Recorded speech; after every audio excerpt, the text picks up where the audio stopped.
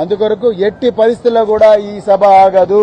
మేము మళ్ళీ చెప్తున్నాం, మాకు అన్ని పర్మిషన్లు ఉన్నాయి. We have followed all the procedures prescribed by the law. We have followed all the advices given by the officials.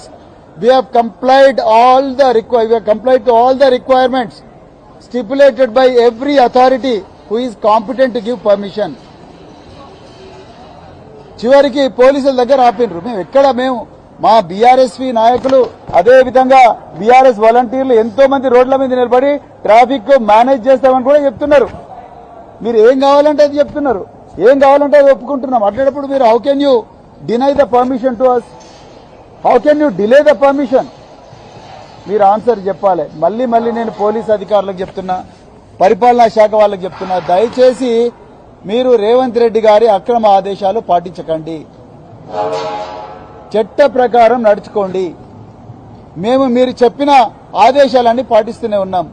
అయినా కూడా మీరు దీంట్లో మరి అడ్డంకులు సృష్టిస్తే మాత్రం తప్పకుండా రేపు జరగబోయే పరిణామాలకు మీరే బాధ్యత తీసుకోవాల్సి ఉంటుంది.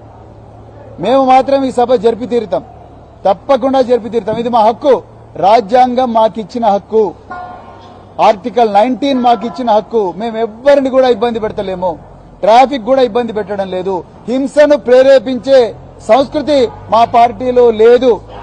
వ్యక్తిత్వ హననం చేసే సంస్కృతి భారత రాష్ట్ర సమితిలో లేదు.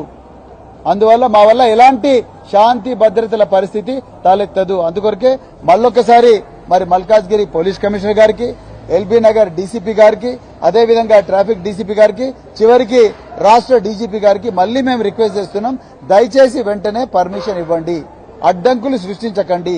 మీరు అడ్డంకులు సృష్టిస్తే దీని ఇంపాక్ట్ తెలంగాణ రాష్ట్రం మీద అంతుంటది.